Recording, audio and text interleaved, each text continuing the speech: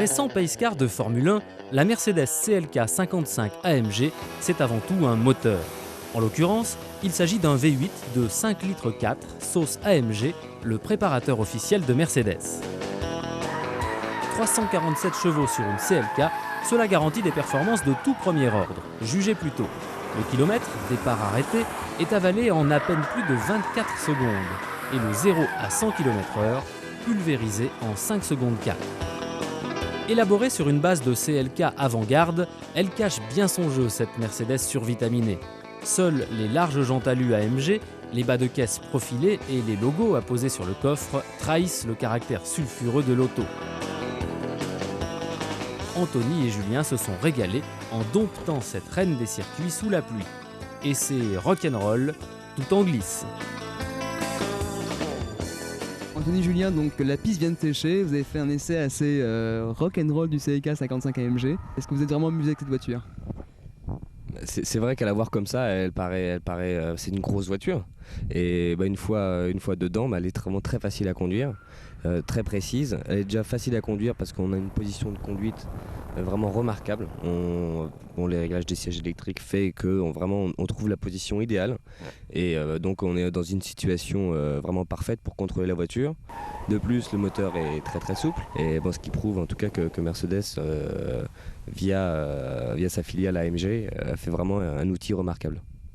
Julien, pareil, même constat, même plaisir de conduite.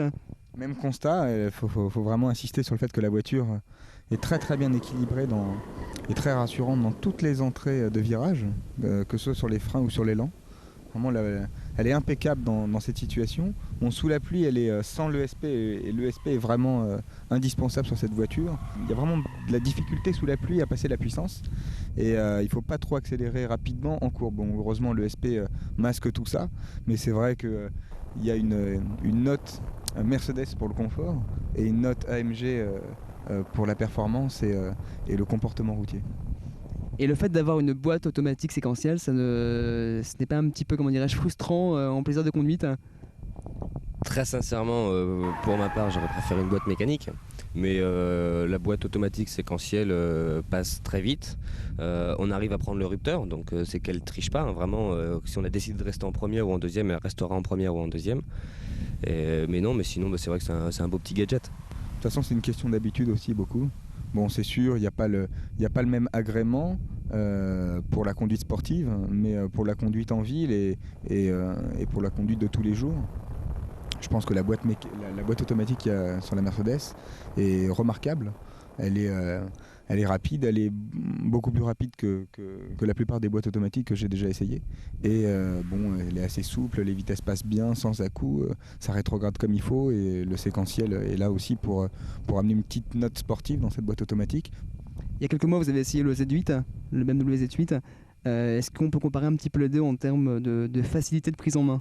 C'est un avis complètement personnel, mais je préfère un peu la Z8. Le bruit est vraiment incroyable. La glisse est plus facilement maîtrisable et il y a une meilleure motricité. Mais à côté de ça, la Mercedes a un confort particulier à Mercedes. Et on trouve une position de conduite dans la Mercedes et un bien-être qu'on n'a pas aussi dans la BMW. Pareil pour toi, Anthony, même coup de cœur pour le Z8 ou... Le Z8 m'a énormément plu, mais c'est vrai que si j'avais à choisir, moi très personnellement, j'aurais plutôt choisi la Mercedes. Parce que rien que pour son confort sur la route, moi je fais beaucoup de kilomètres. Et c'est vrai que la Mercedes, mon cœur aurait balancé un peu plus pour la Mercedes. Bien que la Z8 reste un objet fantastique, mais c'est plus quelque chose d'un peu hors norme. Eh bien Anthony, Julien, en tout cas merci pour cet avis. Et puis on vous dit à très bientôt dans le prochain Autolive. Salut, à bientôt.